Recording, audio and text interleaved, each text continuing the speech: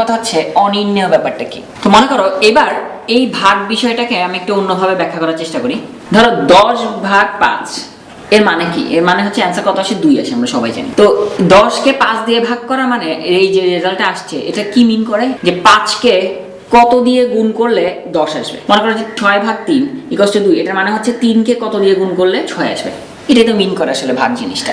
এখন 0/0 এটা মানে তাহলে কি? তো আমি ধরলাম এটার মান হচ্ছে x, তার মানে 0কে কত দিয়ে গুণ করলে আসলে 0 হবে, সেগুলোই হচ্ছে আমার অ্যান্সার, তাই না? x এর মানগুলো অ্যান্সার। এখন তুমি চিন্তা করো x এর মান কি কি হতে পারে। x এর মান যদি 1 হয় তাহলে 0কে 1 দিয়ে গুণ করলে কিন্তু 0। x এর মান যদি 2 হয় তাহলে 0কে 2 দিয়ে গুণ করলে 0 হয়। যদি 3 হয়, 4 হয়, এরকম করে করে করে করে যদি ধরো 1000, 10,000, 1 লাখ, 10 লাখ যাই হোক না কেন x এর মান 0কে যদি 4 দিয়ে গুণ করো সেটা কিন্তু অলওয়েজ 0 হয়ে যাচ্ছে। আবার তুমি যদি লেখো -1 বা -2, -3 এরকম করে করে মাইনাস ধরো 1 লাখ লিখলা, এরকম অনেক দূর যাওয়া যায়। 0কে -2 দিয়ে গুণ করলে 0 হবে, 0কে -1 লাখ, 1 কোটি, 100 কোটি দিয়ে গুণ করলেও কিন্তু 0ই হবে। তাহলে x এর মান আসলে কয়টা? তোমাকে যদি কোয়েশ্চেন করা হয় তুমি কি আসলে বলতে পারবা কয়টা? গুণে শেষ করতে পারবা না। x এর মান কিন্তু যে -ইনফিনিটি থেকে এই +ইনফিনিটি পর্যন্ত যা আছে প্রত্যেকটাকেই কিন্তু 0 দিয়ে গুণ করলে 0 হয়ে যায়, তাই না? তার মানে x এর মান কিন্তু আমি বলতে পারবো যে -ইনফিনিটি থেকে +ইনফিনিটি সব কয়টা। এখন খেয়াল করো, একটু আগে আমি দেখলাম 0কে 0 দিয়ে ভাগ করলে 3টা বা 4টা অ্যান্সার পাওয়া যায়। এখন কয়টা দেখতেছি? এখন কয়টা অ্যান্সার পাওয়া যাচ্ছে? এখন কিন্তু অসীম সংখ্যক অ্যান্সার পাওয়া যাচ্ছে, তাই না? এবং আমাদের লজিকে কিন্তু কোনো ভুল নাই। সো ম্যাথমেটিশিয়ানরা তখন ঘোষণা করলো যে আচ্ছা 0/0 এটার মান কি হবে? এটার মান আমরা জানি না। তারা হার স্বীকার করে নিল যে এটার মান আমরা জানি না। কেন জানি না?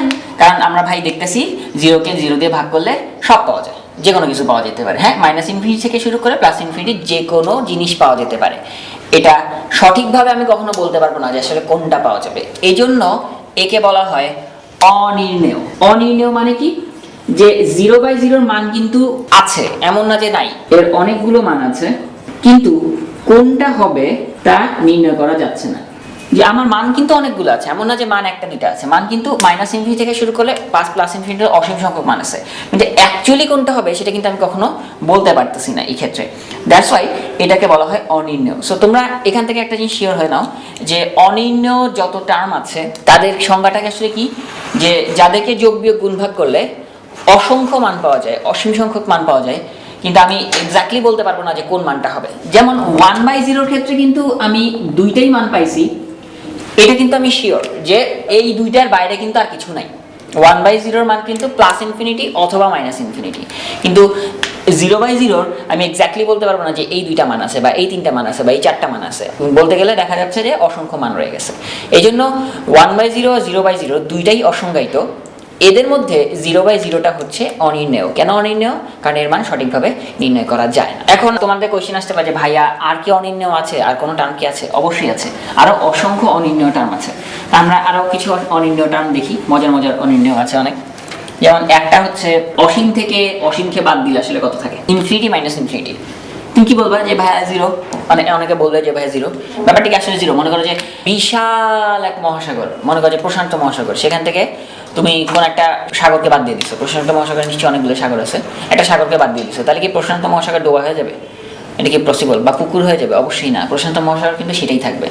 তাহলে অসীম থেকে অসীমকে বাদ দিলে আসলে কি হয় এটা কিন্তু আমরা এক্স্যাক্টলি বলতে পারতেছি না। তা আমরা এখন একটু ক্যালকুলেশন করি, যে ধরে নিলাম এই অ্যান্সারটা হচ্ছে x, তাহলে x এর মানটাই হচ্ছে আমার এই বিয়োগফল।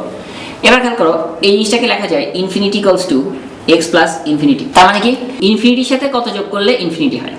তুমি বলতে পারো যে ভাই 1 প্লাস ইনফিনিটি এটাও ইনফিনিটি, 2 প্লাস ইনফিনিটি এটাও ইনফিনিটি, 420 প্লাস ইনফিনিটি এটাও ইনফিনিটি, 2441139 একজনের ফোন নাম্বার, এটাও ইনফিনিটি। একটা জিনিস খেয়াল করো যে ইনফিনিটির সাথে তুমি যা যোগ করো এসব হইতে পারে প্লাস, হইতে পারে মাইনাস, যেখানে যোগ করো না কেন ইনফিনিটি আসবে। তার মানে x এর মান কিন্তু যে কোনো কিছু হতে পারে। সো এই ক্ষেত্রে আমরা কি দেখছি যে এই বিয়োগফলটার মান এক্স্যাক্টলি আমি বলতে পারতেছি না বা নির্ণয় করতে পারতেছি না, তাহলে এইটাও একটা অনির্ণেয় টার্ম। ঠিক আছে, তো আমরা আরো মজার মজার কিছু অনির্ণেয় দেখতে পারি, যেমন 0⁻0 বা ইনফিনিটি/ইনফিনিটি, ইনফিনিটি টু দি পাওয়ার 0, এগুলো কিন্তু সবই আসলে অনির্ণেয়। এগুলা তোমরা বাসায় বসে চিন্তা করবা যে এগুলো কেন আসলে অনির্ণেয়। আচ্ছা, তো আমি আরেকটা জিনিস দেখাই দিই, সেটা হচ্ছে খুবই মজার একটা প্রবলেম। সেটা হচ্ছে 1 টু দি পাওয়ার ইনফিনিটি কি হবে আসলে। এটা খুবই মজার প্রবলেম, যে অনেকেই এটা ভুল করে। 1 টু দি পাওয়ার ইনফিনিটি, হ্যাঁ, তোমাদের মাথায় ফার্স্টই আসবে যে ভাই 1 এর উপর কি আছে, এটা তো দেখার বিষয় না। 1 এর উপর যাই থাকুক না কেন, গরু ছাগল ভেড়া মুরগি যাই থাকুক না কেন, এটার মান কত হচ্ছে 1 হওয়ার কথা। অ্যাকচুয়ালি এটার মান 1 হয়। আমরা একটু দেখি যে এটার মান আসলে কত হবে। তা আমরা মনে করি যে এটা ইকুয়ালস টু হচ্ছে এক্স। তাহলে এখন 1 ইকুয়ালস টু কি হবে, x to the power 1 by infinity. 1 by infinity মানে হচ্ছে 0। তোমরা সংখ্যা রেখা দিয়ে নিজেরা প্র্যাকটিস করবা যে 1 বাই ইনফিনিটি আসলে কেন 0। আমরা কিভাবে দেখছিলাম যে 1 by 0 equals to plus minus infinity আসে।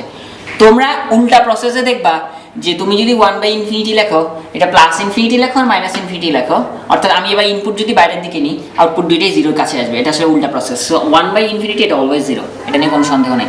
তাহলে এখন কি দেখলাম যে 1 ইকুয়ালস টু, তাহলে কি আসছে, x টু দি পাওয়ার 0। এবার তোমাকে কোশ্চেন করা হলো x এর কোন মানের জন্য এই ইকুয়েশনটা ঠিক আছে। দেখো যে আমি যদি লিখি 2 টু দি পাওয়ার 0, এটা মানেও 1। যদি লিখি 420 টু দি পাওয়ার 0, এটা মানেও 1। যদি লিখি -2441139 টু দি পাওয়ার 0, এটা মানেও কিন্তু 1। খেয়াল করো x এর মান এটা কি একটা দুইটা? হ্যাঁ, 1 টু দি পাওয়ার 0 অবশ্যই 1, এটা ঠিক আছে। বাট x এর মান কি শুধু 1 হচ্ছে? শুধু 1 কিন্তু হচ্ছে না। x এর মান কিন্তু প্লাস হতে পারে, মাইনাস হতে পারে, যে কোনো কিছু হতে পারে, কারণ পাওয়ারটা 0। সো আপনি যাই বসেন না কেন এখানে, এটা 1 হয়ে যাচ্ছে। তাহলে খেয়াল করেন x এর মান অসংখ্য হচ্ছে।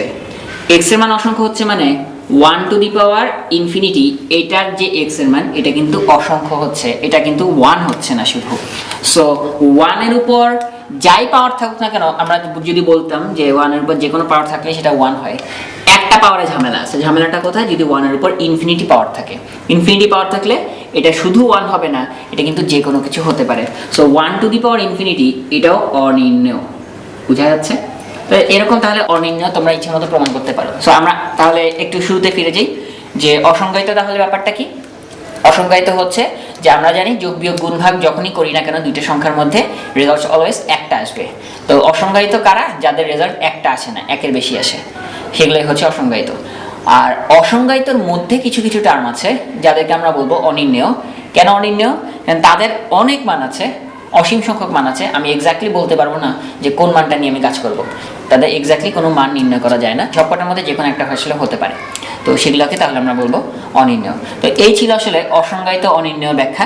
আমাদের লিমিট বোঝার জন্য এই দুটা অবশ্যই ভালো করে বুঝতে হবে।